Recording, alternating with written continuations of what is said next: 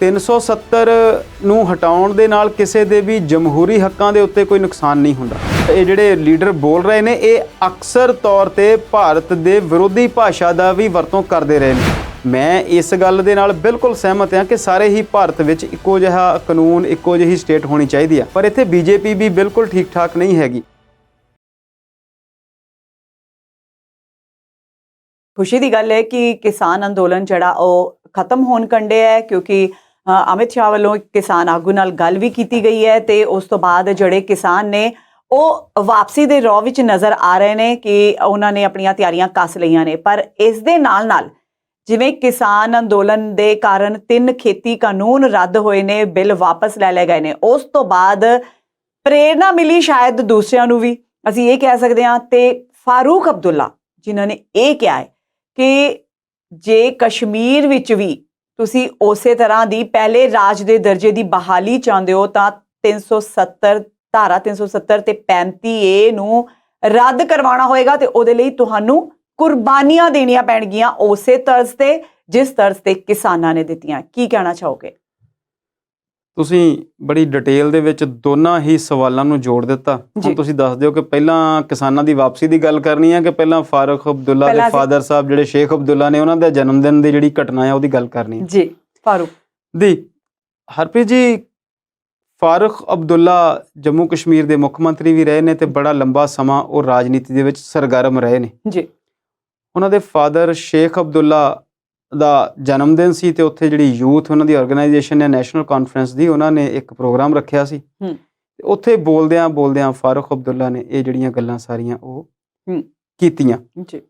ਉਹਨਾਂ ਦੀਆਂ ਗੱਲਾਂ ਦੇ ਵਿੱਚ ਬਿਲਕੁਲ ਉਹੀ ਗੱਲ ਸੀ ਜਿਹੜੀ ਤੁਸੀਂ ਵਨ ਲਾਈਨਰ ਦੱਸੀ ਆ ਕਿ ਜੇਕਰ ਸਾਡੀ ਪਾਰਟੀ ਜੰਮੂ ਕਸ਼ਮੀਰ ਦੇ ਵਿੱਚੋਂ 370 ਹਟਾਉਣ ਦਾ ਵਿਰੋਧ ਕਰਦੀ ਆ ਤੇ ਸਪੈਸ਼ਲ ਦਰਜੇ ਨੂੰ ਰਾਜ ਨੂੰ ਬਹਾਲ ਕਰਨ ਦੀ ਗੱਲ ਕਰਦੀ ਆ ਤੇ ਨਾਲ ਦੀ ਨਾਲ ਜਿਹੜੀ ਇੱਕ ਹੋਰ ਧਾਰਾ ਤੁਸੀਂ ਸ਼ਾਇਦ ਦੱਸੀ ਆ 35A ਉਹਨੂੰ ਵੀ ਬਹਾਲ ਕਰਨ ਦੀ ਗੱਲ ਕਰਦੀ ਆ, ਫਿਰ ਸਾਨੂੰ ਅੰਦੋਲਨ ਵਿੱਢਣਾ ਪਵੇਗਾ ਤੇ ਫਿਰ ਸਾਨੂੰ ਕਿਸਾਨਾਂ ਵਾਂਗ ਕੁਰਬਾਨੀਆਂ ਦੇਣੀਆਂ ਪੈਣਗੀਆਂ।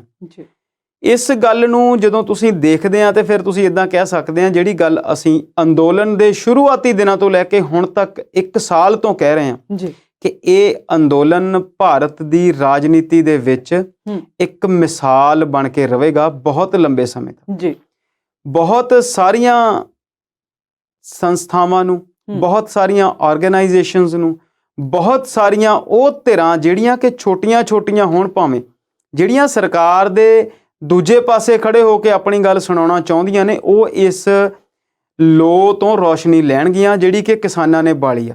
ਜੀ ਕੁਰਬਾਨੀਆਂ ਦੀ ਗੱਲ ਕਰਦਿਆਂ ਫਾਰੂਕ ਸਾਹਿਬ ਨੇ ਇਹ ਵੀ ਕਿਹਾ ਕਿ ਸਾਡੀ ਪਾਰਟੀ ਹਾਲਾਂਕਿ ਹਿੰਸਾ ਦਾ ਵਿਰੋਧ ਕਰਦੀ ਆ, ਪਰ ਜਦੋਂ ਤੁਸੀਂ ਅੰਦੋਲਨ ਲਈ ਜਾਂਦੇ ਆ ਤਾਂ ਫਿਰ ਤੁਹਾਨੂੰ ਜਾਨ ਜਿਹੜੀ ਆ ਉਹ ਵਾਰਨ ਲਈ ਵੀ ਤਿਆਰ ਰਹਿਣਾ ਪਵੇਗਾ।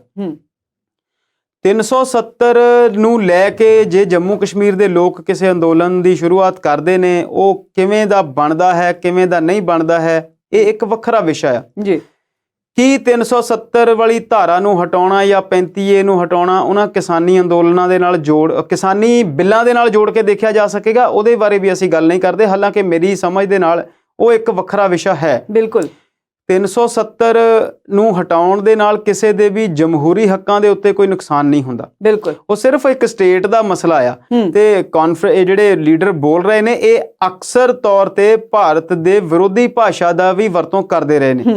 ਮੈਂ ਇਸ ਗੱਲ ਦੇ ਨਾਲ ਬਿਲਕੁਲ ਸਹਿਮਤ ਹਾਂ ਕਿ ਸਾਰੇ ਹੀ ਭਾਰਤ ਵਿੱਚ ਇੱਕੋ ਜਿਹਾ ਕਾਨੂੰਨ, ਇੱਕੋ ਜਿਹੀ ਸਟੇਟ ਹੋਣੀ ਚਾਹੀਦੀ ਆ, ਪਰ ਇੱਥੇ ਬੀਜੇਪੀ ਵੀ ਬਿਲਕੁਲ ਠੀਕ ਠਾਕ ਨਹੀਂ ਹੈਗੀ।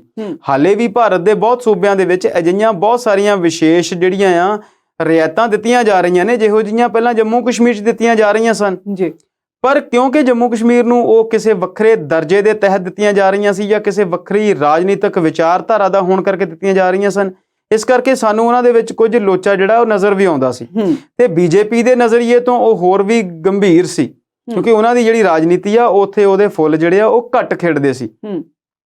ਪਰ ਫੇਰ ਵੀ ਕਿਸੇ ਵੀ ਰਾਜਨੀਤਿਕ ਧਿਰ ਨੂੰ ਜਿਹੜੀ ਵੀ ਗੱਲ ਚੰਗੀ ਲੱਗਦੀ ਹੈ ਉਹਨੂੰ ਕਹਿੰਦੇ ਨੇ, ਪਰ ਮੇਰੇ ਲਈ ਚੰਗੀ ਗੱਲ ਇਹ ਲੱਗਦੀ ਆ ਕਿ ਕਿਸਾਨ ਅੰਦੋਲਨ ਨੂੰ ਲੈ ਕੇ ਬਹੁਤ ਸਾਰੀਆਂ ਰਾਜਨੀਤਿਕ ਧਿਰਾਂ ਜਿਹੜੀਆਂ ਆ ਉਹ ਇੱਕ ਵੱਖਰੀ ਸੋਚ ਲੈ ਕੇ ਚੱਲ ਰਹੀਆਂ ਨੇ। ਉਹਨਾਂ ਨੂੰ ਇਹ ਲੱਗਦਾ ਆ ਕਿ ਜੇਕਰ ਕਿਸਾਨ ਅੰਦੋਲਨ ਮੋਦੀ ਸਰਕਾਰ ਨੂੰ ਬੈਂਡ ਡਾਊਨ ਕਰ ਸਕਦਾ ਆ, ਬੋ ਡਾਊਨ ਕਰ ਸਕਦਾ, ਤੇ ਫਿਰ ਕੁਝ ਹੋਰ ਅੰਦੋਲਨ ਵੀ ਜਿਹੜੇ ਆ ਇਸੇ ਤਹਿ ਦੇ ਉੱਤੇ ਜਾਂ ਇਸੇ ਤਰੀਕੇ ਦੇ ਨਾਲ ਖੜੇ ਕੀਤੇ ਜਾ ਸਕਦੇ ਨੇ ਜਿਹੜੇ ਸ਼ਾਂਤੀ ਨਾਲ ਆਪਣੀ ਗੱਲ ਨੂੰ ਸਰਕਾਰ ਸਾਹਮਣੇ ਰੱਖ ਦੇਣ, ਸਰਕਾਰ ਕੋਲ ਆਪਣੀ ਗੱਲ ਮਨਵਾ ਵੀ ਸਕਦੇ ਨੇ ਜੇਕਰ ਉਸ ਅੰਦੋਲਨ ਦੇ ਵਿੱਚ ਸੱਚਾਈ ਹੋਵੇ, ਸਬਰ ਹੋਵੇ ਤੇ ਇੱਕ ਸ਼ਾਂਤੀ ਦੇ ਨਾਲ ਆਪਣੀ ਗੱਲ ਨੂੰ ਰੱਖਣ ਦਾ ਲੰਬੇ ਸਮੇਂ ਤੱਕ ਮਾਦਾ ਹੋਵੇ। ਜ਼ਰੂਰੀ ਨਹੀਂ ਹੈਗਾ ਕਿ ਕੋਈ ਹੋਰ ਅੰਦੋਲਨ ਵੀ ਸਾਲਾਂ ਬੱਧੀ ਲੰਬਾ ਚੱਲੇ, ਹੋ ਸਕਦਾ ਹੈ ਕੋਈ ਛੋਟੀ ਮੰਗ ਹੋਵੇ ਜਿਹੜੀ ਸਰਕਾਰ ਸੌਖਿਆਂ ਮੰਨ ਸਕਦੀ ਹੋਵੇ।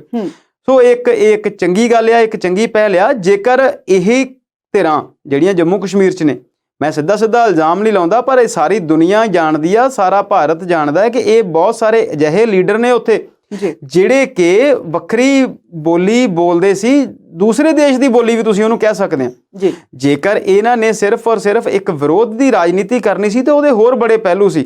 ਜੰਮੂ ਕਸ਼ਮੀਰ ਨੇ ਜਿੰਨਾ ਕੁਝ ਹੰਢਾਇਆ ਜਾਂ ਪੰਜਾਬ ਨੇ ਜਿੰਨਾ ਕੁਝ ਬੀਤੇ ਦੇ ਵਿੱਚ ਹੰਢਾਇਆ, ਉਹ ਇਹਦੀਆਂ ਬਹੁਤ ਐਗਜ਼ਾਮਪਲਸ ਨੇ। ਤੇ ਕਿਸਾਨ ਅੰਦੋਲਨ ਨੇ ਇੱਕ ਜਿਹੜੀ ਨਵੀਂ ਐਗਜ਼ਾਮਪਲ ਸੈੱਟ ਕੀਤੀ ਆ, ਉਹ ਆਪਣੇ ਆਪ ਦੇ ਵਿੱਚ ਲਾਮਿਸਾਲ ਹੈ।